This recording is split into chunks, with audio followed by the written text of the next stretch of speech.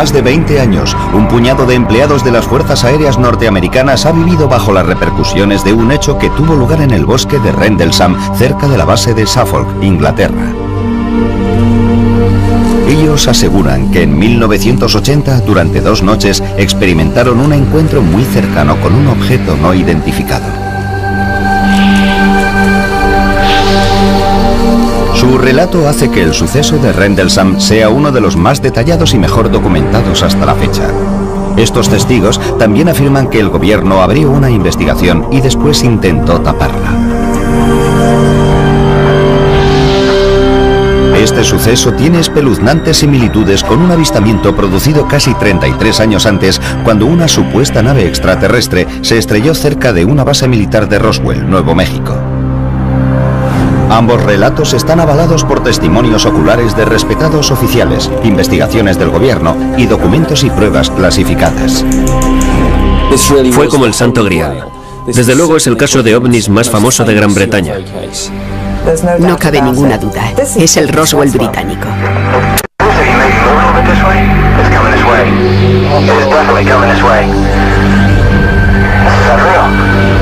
¿Qué fue lo que realmente sucedió en el bosque que rodea las bases aéreas de Woodbridge Bentwaters en diciembre de 1980?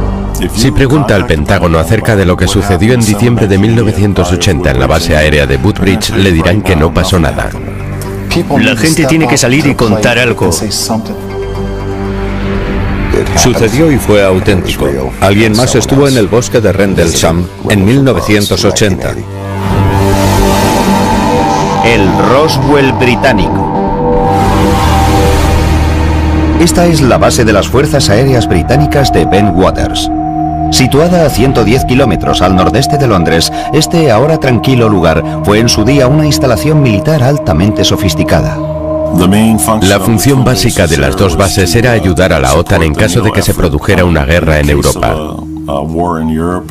Podíamos actuar y movilizar a nuestros A-10 para apoyar cualquier maniobra de guerra que nos ordenaran realizar. En 1980, con la Guerra Fría en pleno apogeo, las bases aéreas de Bentwaters y la cercana Woodbridge son mantenidas por unos 12.000 empleados de las Fuerzas Aéreas estadounidenses. Es uno de los complejos de la OTAN más grandes de Europa. Pero la zona, rodeada por el denso bosque de Rendlesham, oculta un secreto. Este fue el lugar de almacenamiento de armas secreto de Bentwaters. Lo que se custodiaba aquí es oficialmente confidencial, pero tanto los investigadores como los observadores coinciden en que bajo estos búnkeres de hormigón se guardaba un arsenal nuclear. Aquellos búnkeres subterráneos de alta seguridad, con capas alternativas de acero, hormigón, tierra, acero, hormigón y tierra, contenían cerca de 300.000 kilotones de potencia nuclear. Los aviadores norteamericanos que trabajan en esta base están altamente cualificados. Están entrenados para enfrentarse a situaciones de vida o muerte con serenidad. Y esto es lo que hace que los hechos de Rendlesham sean aún más extraños, porque lo que estos intrépidos hombres vieron la noche de Navidad de 1980 les hizo temblar de miedo. Son las 3 de la madrugada. El piloto John Burroughs patrulla por la entrada este de la base aérea de Woodbridge, una de sus tareas habituales como policía de seguridad. Seguridad se encargaba de las pistas, el almacenamiento de armas y cosas así. Controlábamos la entrada a la base. Este joven de 20 años de edad lleva casi 2 en las Fuerzas Aéreas y ha estado destinado en Bentwaters durante casi año y medio. Hoy apenas hay mucho más que contemplar que las estrellas en el cielo. Hacía bastante frío. La noche estaba muy despejada, apenas había nubes, pero sí había un poco de niebla. Mientras camina, Bud, su superior, se acerca en un vehículo. Me siguió un trecho y me dijo que diéramos una vuelta. Los hombres se dirigen hacia el bosque de Rendlesham. De pronto, el sargento Stephens observa una extraña luz entre los árboles, lejos de la carretera. Y dijo, vaya, ¿es eso normal? Yo miré hacia afuera y había un resplandor muy curioso en el bosque. Le dije, no, eso no es normal. Burroughs no las tiene todas consigo.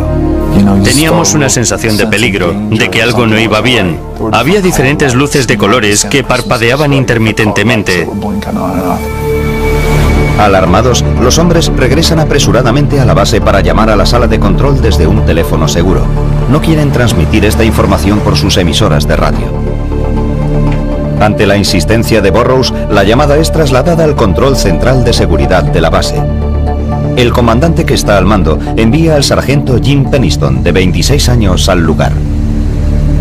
Penniston es policía de seguridad de las Fuerzas Aéreas desde hace 7 años. Me dijeron que tenía que acudir a la entrada sur porque había un problema. Yo pregunté qué tipo de problema y él me dijo, prefiero que el vigilante que está allí se lo cuente. Y yo respondí, bueno, ¿no puede esperar? No, tiene que ir allí inmediatamente. En pocos minutos, Penniston y su chofer llegan a la entrada este. Burrows y Stephens dirigen su atención hacia el bosque. Vi unas luces multicolores, amarillas y rojas. Estarían a unos 200 o 300 metros. A simple vista parecía que se había estrellado un avión. Ese color tiene el titanio y el carburante cuando arden. Penniston vuelve a llamar a Seguridad Central y obtiene permiso para investigar un posible accidente de aviación. Si se trataba de un accidente, podíamos acudir a prestar ayuda y establecer un cordón de seguridad. Siguiendo el procedimiento habitual, el sargento Penniston intenta recopilar toda la información de Bud Stephens. Yo le pregunté, bueno, ¿has oído cómo se ha estrellado, Bud? Y él me dijo, no, no se ha estrellado, ha aterrizado. Stephens está demasiado asustado para colaborar en la investigación. Regresa a su puesto mientras Burrows y Penniston continúan sin él. Poco después, salen rápidamente con el chofer y se dirigen hacia la misteriosa luz. Cuando la espesura les impide avanzar con el vehículo, Burrows y Penniston siguen a pie. Caminan unos 50 metros y perciben fuertes interferencias en sus radios. Cuanto más nos adentrábamos en el bosque, más interferencias había y más nos costaba mantener el contacto. De pronto, el sargento Penniston nota una descarga eléctrica en el aire. No era la primera vez que estaba en una situación apurada y ya conocía esa sensación de adrenalina. Pero esto era algo diferente. Se notaba en la ropa, en la cara, en el pelo. Cuanto más se acercan a la luz, menos parece un accidente. No olía a humo. Estaba demasiado tranquilo. Tan solo parecía una bola de luz. Llegamos hasta un claro del bosque y allí estaba. Era como una luz brillante que iluminaba toda la zona. Era casi cegadora. El sargento Penniston se acerca a casi 1 metro del objeto y la luz se apaga un poco. Mientras su vista se adapta a la iluminación, le cuesta comprender lo que está viendo. Me considero una persona racional. Quería una explicación racional a lo que estaba pasando, pero no la encontraba. Penniston saca unas fotografías con su cámara militar. El objeto tenía forma triangular. Mediría unos 3 metros de ancho y 2,5 de alto. No podía distinguir la parte trasera de la delantera. No tenía motores por ninguna parte, ni cabina de piloto, ni nada por el estilo. El exterior del objeto era completamente liso. Entonces da una vuelta alrededor del objeto y apunta su descripción en un cuaderno. Estas son las notas que escribió aquella noche. Superficie de tipo desconocido. Identidad desconocida. No presenta tren de aterrizaje. No emite ningún sonido, pero parece estar en funcionamiento. La letra de Penniston cambia apreciablemente al acercarse al objeto. Tenía problemas para describir el objeto. No paraba de decir desconocido. Hasta tengo problemas para entrever lo que apunté aquí. Cuando se acerca lo suficiente, extiende la mano y toca el objeto. El material del objeto era liso, como el cristal. Era cálido al tacto, pero no caliente. No había luces sobre la superficie. De alguna forma formaba parte del material del objeto. En la parte frontal del objeto, Penniston observa unos extraños símbolos. También los copia en su cuaderno. Eran como unas marcas.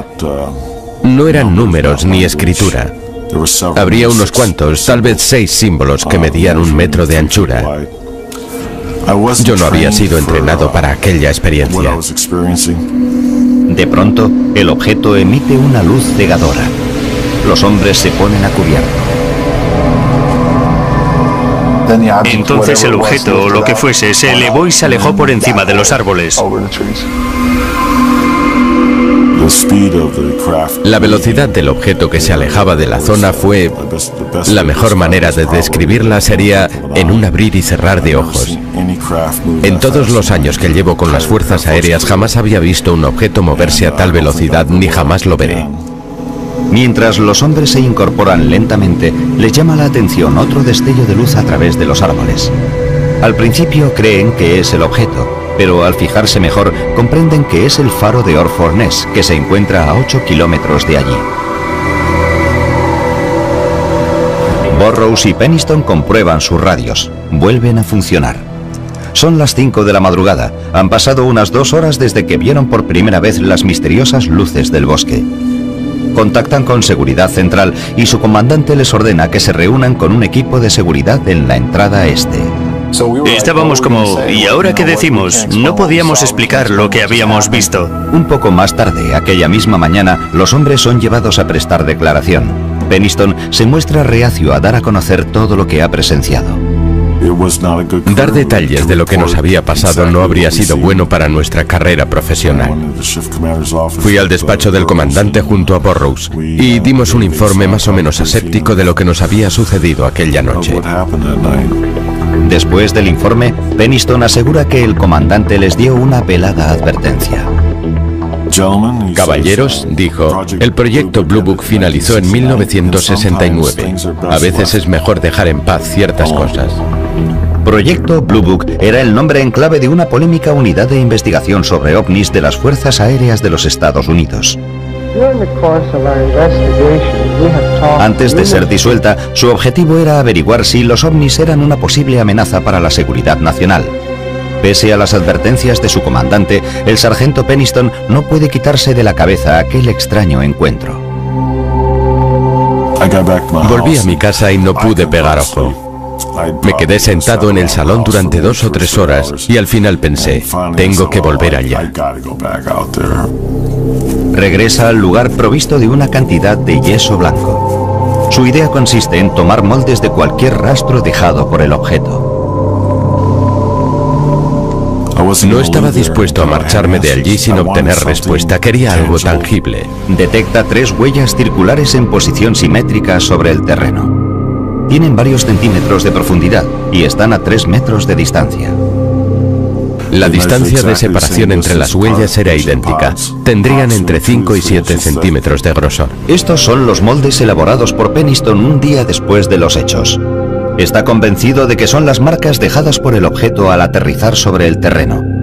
Decide no mostrárselas a sus superiores. Junto con sus anotaciones y el carrete de fotos, el sargento dispone de 3 moldes de yeso para avalar su relato. Pero las pruebas físicas de Penniston no resuelven el misterio de Rendlesham. Tan solo 2 noches después, el ovni regresa. Esta vez, el comandante adjunto de la base realiza un informe espeluznante sobre su propio encuentro.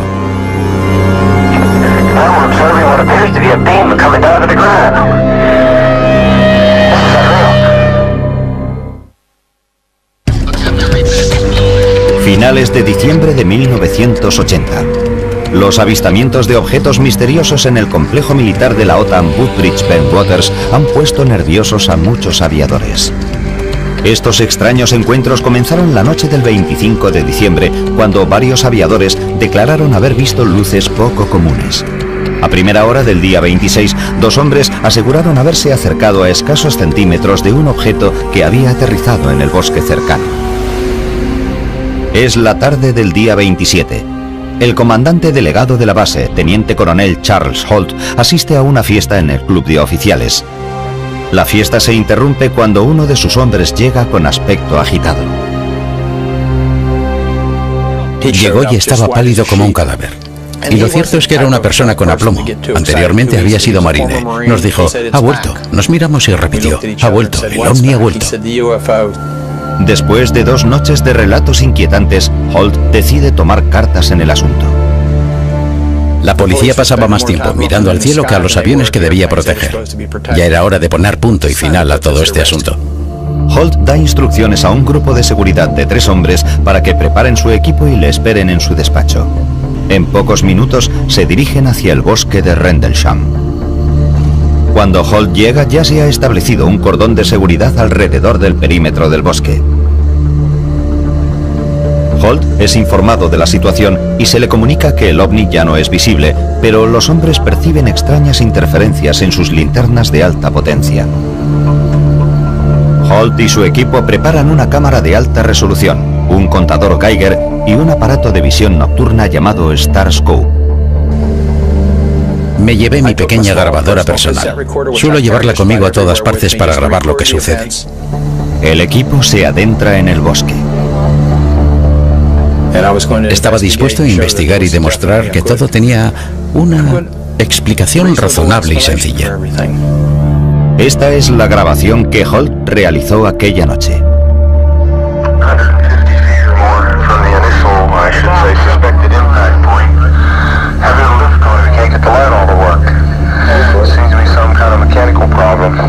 Aparte de los problemas con las linternas, el equipo de Holt se tropieza con el mismo tipo de interferencias de radio percibidas por Burroughs y Peniston la noche anterior. Están caminando por la zona donde Burroughs y Peniston aseguran haber visto el misterioso objeto cuando Holt repara en varias grietas en el tronco de algunos árboles. Es como si hubieran sido golpeados por un objeto grande. Holt ordena a uno de sus hombres que tome fotografías. Tomó varias fotos de las melladuras de los árboles. Sacó un montón de fotos seguidas. El contador Geiger comienza a registrar altos niveles de radiación, pero solo en las zonas que bordean el presunto lugar de aterrizaje.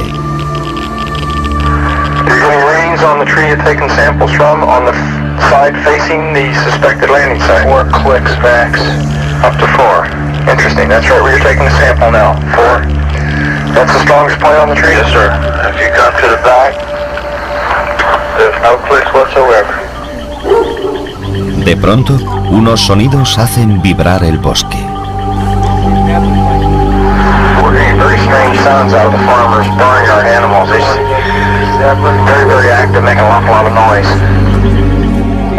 Los animales del bosque estaban muy excitados, metían mucho ruido. Y los animales de una granja que estaba cerca de allí también parecían muy nerviosos. Uno de sus hombres señala hacia una luz que brilla desde lejos. Con su grabadora en marcha, Holt recoge cada instante de este suceso.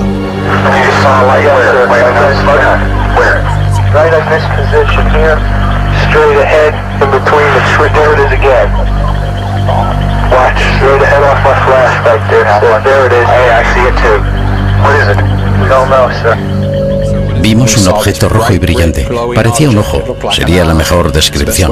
Era rojo brillante y tenía un centro oscuro. Parecía estar parpadeando.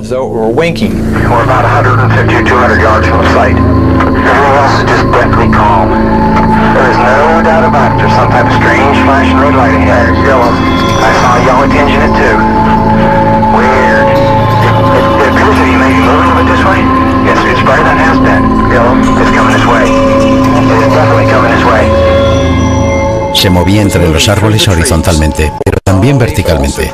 En otras palabras, se movía en zigzag entre los árboles y goteaba. Yo lo definiría como metal fundido. Holt y sus hombres persiguen el objeto hasta una campa cercana. Conforme nos acercábamos, se alejaba. Se alejó de nosotros hacia la puerta del granjero y permaneció allí unos 20 o 30 segundos. Tal vez un poco más.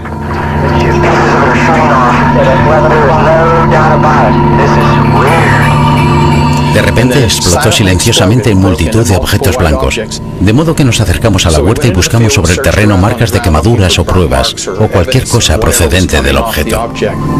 Los hombres no encuentran nada. Desde lo alto, el objeto da un repentino giro. Se acercó a nosotros a una velocidad altísima.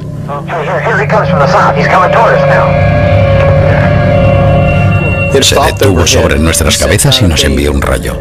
Yo lo definiría como un rayo láser.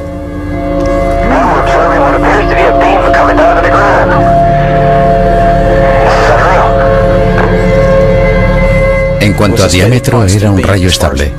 Caía frente a nuestros pies y nos quedamos mirando asombrados. Y yo pensé, ¿será una señal? ¿Será una advertencia? ¿Nos estará amenazando? Y tan rápido como había aparecido, el objeto desapareció. El objeto se aleja rápidamente. El equipo, hipnotizado, lo observa mientras se desplaza por encima de la base y sigue emitiendo rayos hacia el suelo. Algunos creen que la luz se proyecta directamente sobre la zona de almacenamiento de armas de la base, donde supuestamente se guardan misiles nucleares.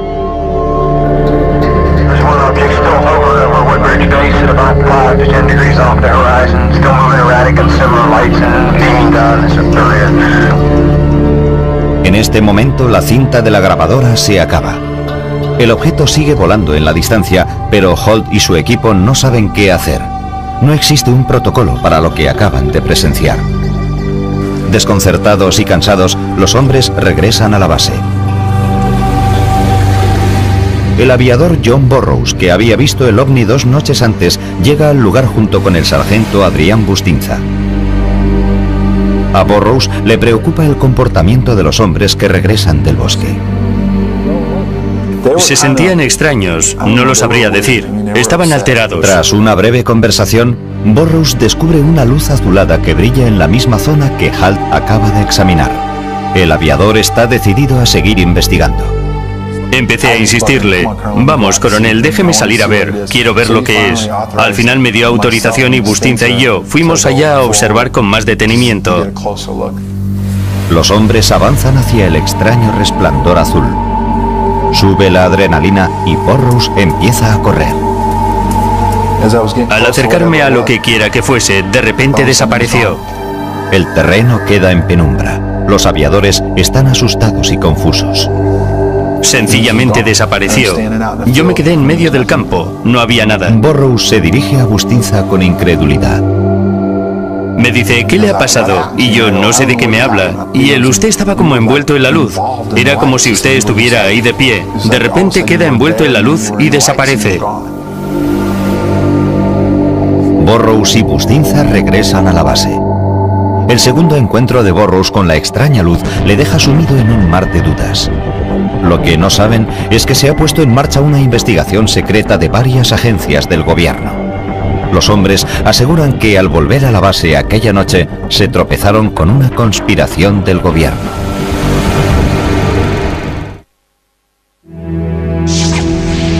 Enero de 1981. En las bases aéreas de Woodbridge-Bentwaters, al este de Inglaterra, se disparan los rumores tras el misterioso avistamiento de ovnis por parte del personal militar norteamericano destacado allí. Muchos de ellos llevaban años de servicio, eran testigos muy bien entrenados, no es que hubieran aparecido la víspera así como así. La consiguiente investigación militar sigue siendo motivo de polémica hoy en día. Aquellos que aseguraron haber visto el ovni creen que los militares estaban más interesados en controlar el daño que en saber la verdad.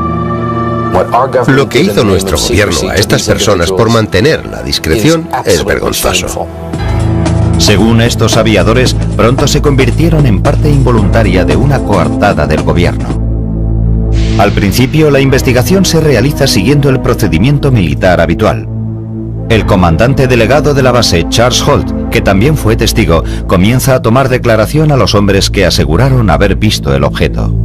No tenía otra opción. No podía pasarlo por alto. Había demasiados testigos y demasiada gente en diferentes lugares. John Burroughs, que vio el ovni las 2 noches, asegura que su entrevista no deja lugar a dudas. Tomó nuestras declaraciones, las miró y dijo, esto es una locura, no hay explicación para lo que ha sucedido, y en eso quedó. Otros, como el sargento Jim Penniston, dicen que después de su reunión con Holt, comenzó otro largo e inquietante proceso. 2 semanas después de su entrevista inicial, Penniston es convocado para prestar otra declaración. Esta vez, ante un grupo de investigadores de alto nivel, el OIE.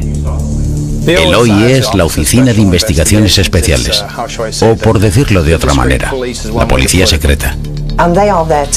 Están ahí para controlar las fuerzas aéreas norteamericanas. Pueden entrar en el despacho de un general e incluso arrestarlo. Tanto es el poder que tienen. Cuando Peniston entra en la sala, el ambiente es hostil. Comienza a declarar y muestra a los investigadores los bocetos y anotaciones de su encuentro. Según Peniston, el resto de la entrevista fue turbio. Al día de hoy, le cuesta recordar con exactitud las tácticas que utilizó el OIE para sacarle la información. Tomaron medidas extraordinarias para asegurarse de que estaba diciendo la verdad. Me pusieron pentotal sódico. Estoy seguro de que se lo permití.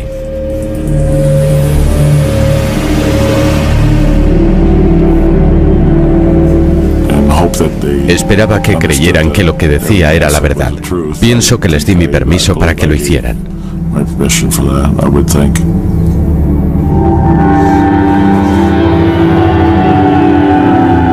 Para Peniston, la investigación militar emprende un giro más siniestro cuando convocan a más hombres para ser interrogados. Poco después de los hechos, el sargento Adrián Bustinza, que había acompañado a John Burroughs al campo, es conducido a una habitación en el sótano de la base para ser interrogado. Incluso hoy, Bustinza se niega a hablar públicamente sobre los sucesos de aquella noche.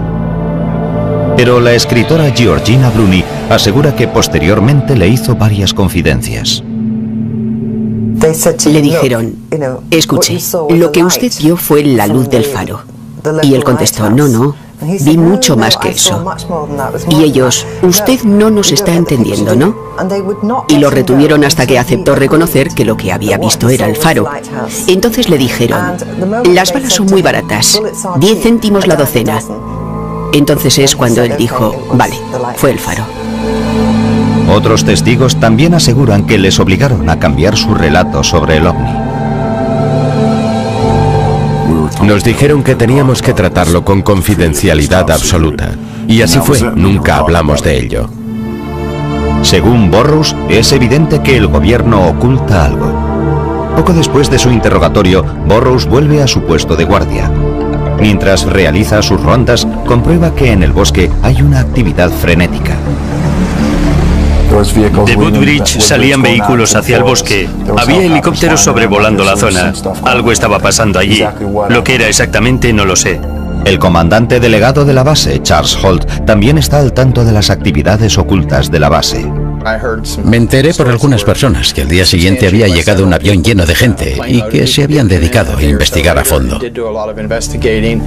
Peniston y Holt aseguran que tomaron fotografías del misterioso objeto, pero cuando las imágenes vuelven del laboratorio, están veladas.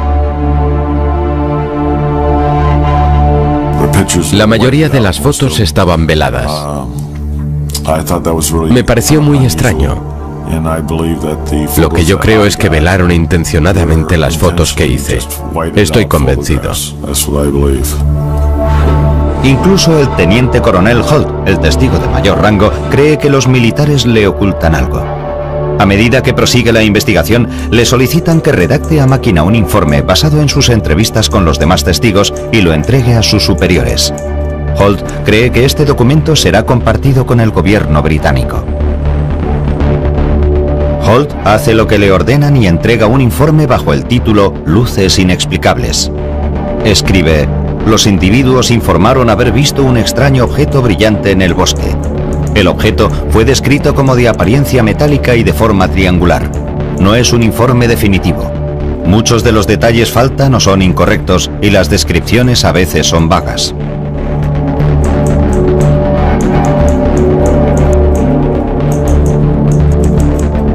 El informe no estaba pensado para uso público. Estaba destinado al Ministerio de Defensa para que se involucraran en una investigación a fondo. Sus superiores archivan el informe y las extrañas luces ya no vuelven nunca más a la base. Los rumores sobre la nave extraterrestre acaban diluyéndose. Durante 3 años el público no tiene ningún conocimiento de lo que sucedió en las bases aéreas. Pero en 1983 aparece un nuevo testigo con sorprendentes declaraciones acerca de un encuentro con un ovni. El misterio de Rendlesham se vuelve más profundo.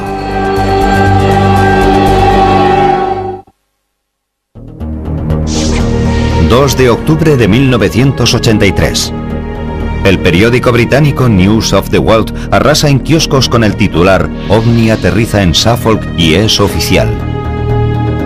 En el artículo se asegura que a finales de diciembre de 1980, un misterioso objeto impulsado por control inteligente invadió los cielos sobre la base aérea de Woodbridge Bentwaters. Pero lo más fascinante es que ofrece una prueba escrita, un informe oficial del gobierno que confirma los supuestos avistamientos. El documento había sido redactado por uno de los hombres que observaron el misterioso objeto, el comandante delegado de la base, Charles Holt. Emisoras de radio, cadenas de televisión, incluso la alemana y la japonesa. La zona estaba invadida por gente que quería conocer el verdadero relato.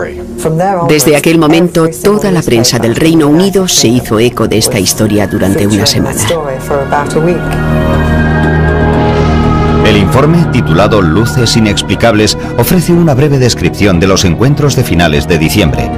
En él se incluye la descripción realizada por Penniston de un extraño objeto que maniobraba entre los árboles, así como el relato de Holt sobre una luz roja parecida al sol en el cielo nocturno. Pero, ¿cómo se filtró esta historia al público? El documento, conocido como Informe Holt, salió a la luz a través de Larry Warren, un antiguo policía de seguridad de Waters. Su explicación es contundente. Quise forzar la situación para que se supiera todo. Él fue quien sacó a la luz pública este asunto. Fue a cuenta de la Ley de Libertad de Prensa que se desclasificó el llamado Informe Holt. Se divulgó esta información concreta. Y en cuanto se conoció aquel papel, ya no hubo forma de pararlo. Warren recibió por igual elogios y críticas por su franqueza. La historia que cuenta empieza como otras, pero el final es bastante más extraño. A finales de 1980, Warren era un policía de seguridad de 19 años destinado en Bentwaters.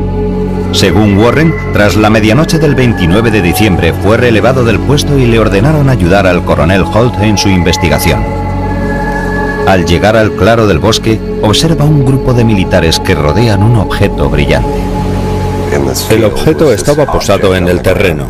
Parecía de una película de ciencia ficción, pero había algo vivo en ello. No tenía puertas ni ventanas. Era un objeto que cambiaba continuamente. Al acercarse a pocos metros del objeto, Warren dice que presenció una visión extraordinaria. Había varios oficiales y aviadores de cara al objeto y 3 pequeños seres brillantes de pie en la luz. Lo que él y los demás hombres observan en las cercanías son 3 figuras humanoides. Eran figuras independientes y daba la impresión de que fueran niños. Warren se da cuenta de que el oficial más antiguo empieza a comunicarse con los seres. Los cargos más antiguos parecían estar siguiendo un protocolo. Era como un procedimiento habitual. Warren es arrastrado lejos de la zona. No se le ofrece ninguna explicación de lo que acaba de ver. Al día siguiente, según sus palabras, es conducido a una sala con otros testigos para declarar. Recuerda un proyector de cine y 3 hombres trajeados. Nos mostraron varias películas de actividad militar ovni. Me imagino que serían de los años 40. Al igual que los demás testigos, Warren dice que cuanto más avanza el interrogatorio, más confusos son sus recuerdos. Lo siguiente que sucedió es como una serie de imágenes sin sentido. Warren recuerda que fue llevado contra su voluntad por unos hombres vestidos de negro que lo condujeron a un lugar subterráneo de la base. Recuerdo que me colocaron sobre una mesa. Había gente que me hablaba. Detrás había médicos y gente de las fuerzas aéreas. Tengo la imagen de una especie de cantina. Yo intentaba comer algo y estaba solo a la mesa. Son imágenes. Me las podrían haber implantado en la cabeza. Warren dice no saber si sus recuerdos son verdaderos o si aquellas imágenes le fueron implantadas por investigadores militares para confundirlo y distraerle de lo que realmente sucedió.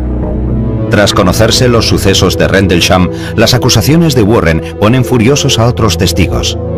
Estos aviadores y oficiales exigen saber la verdad, pero el relato de Warren tiene muy poca coherencia. Todo esto nos sentó mal. Son unos hechos que realmente sucedieron, pero lo que él describió no se ajustaba a la realidad. Divulgar este tipo de detalles extremos era injusto respecto a la gente que estaba involucrada. Parte de estos hechos sí se corresponden con el relato de otros testigos presenciales. Warren, al igual que Charles Holt y Jim Pennington, recuerda haber visto un objeto reluciente en un claro del bosque de Rendlesham después de las Navidades de 1980. Pero Larry Warren es el único aviador que asegura haber visto formas de vida alienígenas. Otro problema que presenta la versión de Warren es que nadie recuerda haberle visto en el bosque la noche en cuestión. Nadie recuerda que estuviera allí aquella noche, ninguno. He hablado con todos los que tomaron parte, incluso los que se mantuvieron al margen, y nadie recuerda haber visto a Warren en ningún lugar, salvo en la base, entrenando. Warren se mantiene firme en sus convicciones. Jamás me ha importado mi papel en todo esto. Nunca he representado intencionadamente nada, ni he mentido, ni he intentado obtener algo de forma injusta. Las contradicciones que rodean el caso Rendlesham han sido frustrantes para los investigadores de ovnis. Hay muchos testigos fiables, pilotos entrenados para ser buenos observadores y permanecer tranquilos en situaciones extremas, pero las discrepancias entre sus versiones son demasiado llamativas. En los años siguientes, los investigadores luchan por desentrañar el misterio. En 2002, unos documentos desclasificados del gobierno arrojan nueva luz sobre aquellos misteriosos sucesos del bosque de Rendlesham.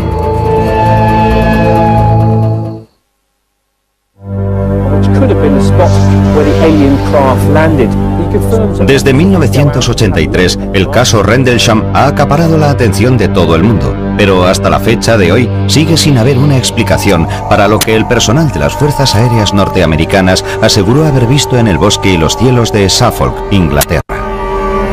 Algunos expertos que han revisado los informes de las extrañas luces y la nave brillante han llegado a la conclusión de que se trata de una simple ilusión óptica. James McGaha, general retirado de las Fuerzas Aéreas, se enteró por casualidad. Oí hablar del caso de Rendlesham por primera vez en 1983, cuando estuve en la base realizando unas maniobras militares de servicio provisional. En su recorrido descubre que a 8 kilómetros de las bases, a orillas del Mar del Norte, se encuentra el faro de Orford Ness.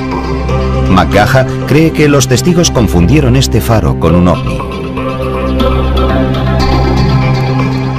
En una noche fría y oscura de diciembre, el faro proyecta su luz a través de los árboles. Este brillante foco de luz se cuela entre los árboles y puede producir efectos ópticos muy curiosos. La luz se dispersa por los árboles. John Burroughs sí menciona el faro en su primera declaración ante sus superiores. En el informe dice que una vez desaparecidas las misteriosas luces, pensó que el faro era otro objeto, pero rápidamente se dio cuenta de su error. Quiero dejar algo bien claro. Por mucho que alguien quiera distorsionarlo, si se lee el informe, sobre todo el mío, se hace una distinción entre lo que vimos al principio y la luz del faro que vimos posteriormente. En ningún momento de mi declaración pone que creímos que la luz del faro era el objeto. He hecho una exhaustiva investigación en torno a este faro. Podríamos pasar horas discutiéndolo, pero es imposible que la luz de un faro viaje 8 kilómetros entre los árboles y lance rayos sobre el suelo. Definitivamente, no pudo ser el faro. Pero McGaha asegura que hay otra explicación para las luces del cielo que nada tiene que ver con los ovnis. La noche del 25, hacia las 9:30, un satélite Cosmos volvió a entrar en la atmósfera terrestre. Seguramente tendría un aspecto de bola de fuego, como un meteoro muy brillante. Durante casi 20 años, escépticos y creyentes han seguido buscando respuestas. En 2002, en parte gracias a investigadores como Georgina Bruni, el gobierno británico desclasifica una nueva partida de archivos. Los documentos proporcionan nueva información sobre el caso, pero también suscitan nuevos interrogantes. Una cosa sí queda clara. El gobierno británico investigó los misteriosos avistamientos en 1981. Este hecho parece demostrar que los investigadores militares no creían que los avistamientos fueran provocados por un faro o un satélite. Pero los archivos también revelan los puntos débiles de la investigación. Descubrimos que parte de las instalaciones de radar eran defectuosas. Las cámaras no funcionaron la noche en cuestión o tuvieron un problema y no había película. Entonces los investigadores basaron sus pesquisas en el informe escrito original del teniente coronel Charles Holt. En su documento declara que el primer suceso ocurrió el 27 de diciembre, pero en realidad los avistamientos empezaron el 25 de diciembre. El error de Holt ha provocado que los investigadores examinaran las noches equivocadas durante 20 años. Para Nick Pope, oficial del Ministerio de Defensa, es una revelación frustrante. Posiblemente se trataba del suceso ovni más importante que había tenido lugar jamás en suelo británico. Pero no solo las fechas estaban mal, se había perdido un tiempo precioso. Por otra parte, se han apartado muchos de los archivos desclasificados en 2002. Los investigadores confían en que los gobiernos británico y estadounidense faciliten más información, incluyendo las fotografías sacadas por el personal de las Fuerzas Aéreas la noche de los avistamientos. Estas son las únicas imágenes que quedan de la investigación. Muestran a las autoridades examinando el supuesto lugar de aterrizaje, pero no hay rastro de objetos extraños. La postura oficial de las Fuerzas Aéreas norteamericanas es que los sucesos no suponen una amenaza para la seguridad nacional. Para muchos, esta afirmación no es cierta. En la base se guardaban armas nucleares. Los informes de naves no identificadas tendrían que haber despertado la alarma entre los militares. Hubo algunos objetos que sobrevolaron la zona de almacenamiento de armas y proyectaron luces sobre el terreno. ¿Eso no es importante para defensa? Los escépticos se hacen la misma pregunta, pero en sus mentes retumba la respuesta de los militares. Los ovnis no visitaron el bosque de Rendlesham. Esto sucedió durante la Guerra Fría. Hay que comprender que la seguridad en las bases era bastante estricta. Cualquier cosa que pudiera suceder cerca de la línea de vuelo, donde se mantenían aeronaves de enorme valor táctico y económico, o en zonas de almacenamiento de armas, habría desencadenado una reacción inmediata en toda la base. Todo el mundo se habría levantado para responder a algo así, y desde luego eso no sucedió. Incluso Charles Holt, el comandante delegado, se siente frustrado en su búsqueda de respuestas. Sigo insistiéndole al jefe de escuadrón Morland, el oficial de enlace británico, para que me dé una respuesta. ¿Es que a nadie le interesa? Tengo la sensación de que es un asunto que han dejado abandonado, sin que nadie se haga cargo de ello. A pesar de que ellos siguen presionando al gobierno para que facilite más información, algunos investigadores creen que los archivos que faltan y los primeros errores cometidos en la investigación militar pueden hacer que el misterio de Rendlesham permanezca sin resolver. Esto es así en cualquier investigación. Si no se aprovechan las primeras 24 horas para recabar toda la información, las posibilidades de éxito se reducen rápidamente. El problema del incidente de Rendlesham es que se produjo durante el periodo navideño. Buena parte del personal de la base estaba de vacaciones. Creo que hubo un vacío en la toma de decisión. Para los hombres involucrados en el caso Rendlesham, la información recientemente desclasificada no es suficiente para dar carpetazo al asunto. Por ahora, poseen las escasas y misteriosas pruebas que quedan de su extraño descubrimiento. Los moldes y dibujos de Peniston, la grabación de Holt,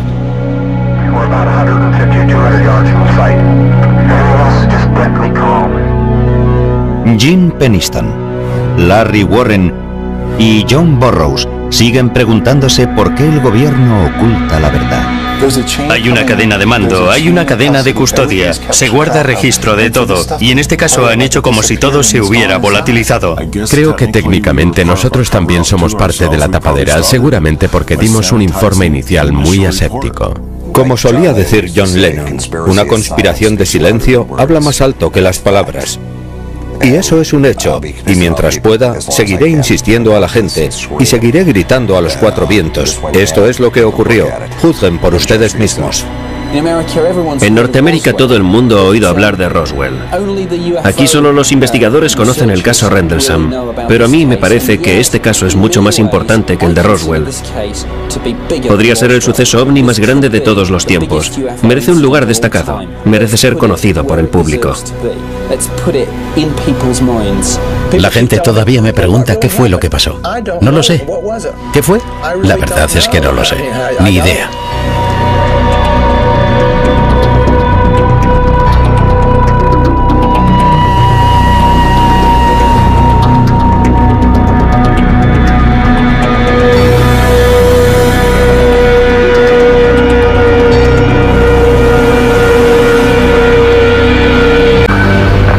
fue lo que realmente sucedió en el bosque que rodea las bases aéreas de Woodbridge Bentwaters en diciembre de 1980.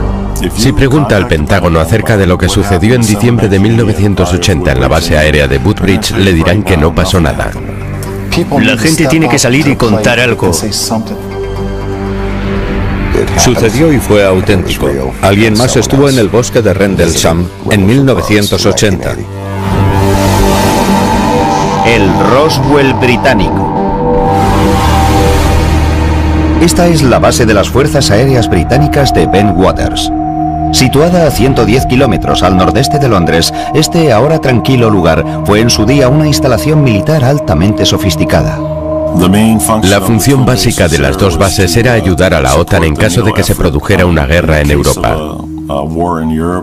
Podíamos actuar y movilizar a nuestros A-10 para apoyar cualquier maniobra de guerra que nos ordenaran realizar.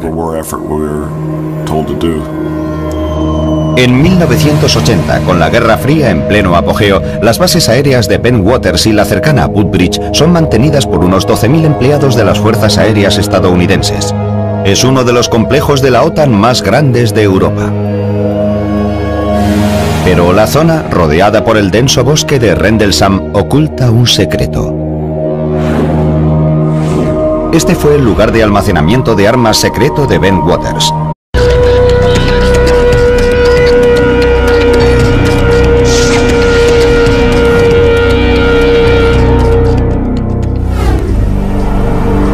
Durante más de 20 años, un puñado de empleados de las Fuerzas Aéreas norteamericanas ha vivido bajo las repercusiones de un hecho que tuvo lugar en el bosque de Rendlesham, cerca de la base de Suffolk, Inglaterra. Ellos aseguran que en 1980, durante 2 noches, experimentaron un encuentro muy cercano con un objeto no identificado. Su relato hace que el suceso de Rendlesham sea uno de los más detallados y mejor documentados hasta la fecha. Estos testigos también afirman que el gobierno abrió una investigación y después intentó taparla. Este suceso tiene espeluznantes similitudes con un avistamiento producido casi 33 años antes, cuando una supuesta nave extraterrestre se estrelló cerca de una base militar de Roswell, Nuevo México. Ambos relatos están avalados por testimonios oculares de respetados oficiales, investigaciones del gobierno y documentos y pruebas clasificadas. Fue como el Santo Grial. Desde luego es el caso de ovnis más famoso de Gran Bretaña. No cabe ninguna duda, es el Roswell británico.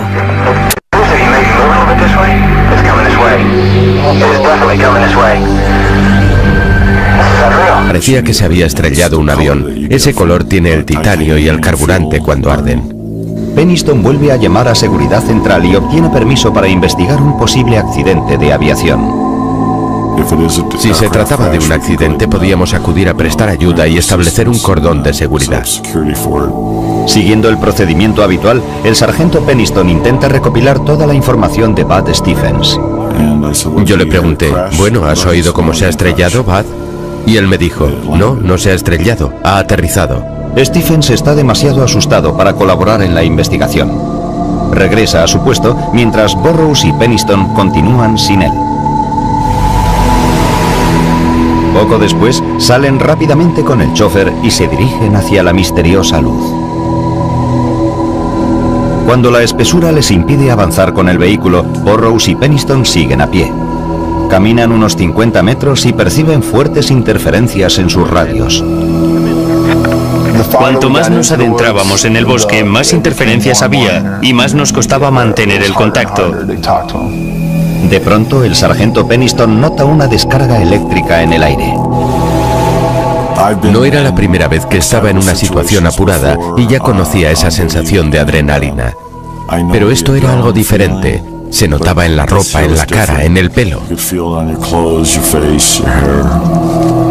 Cuanto más se acercan a la luz, menos. Lo que se custodiaba aquí es oficialmente confidencial, pero tanto los investigadores como los observadores coinciden en que bajo estos búnkeres de hormigón se guardaba un arsenal nuclear.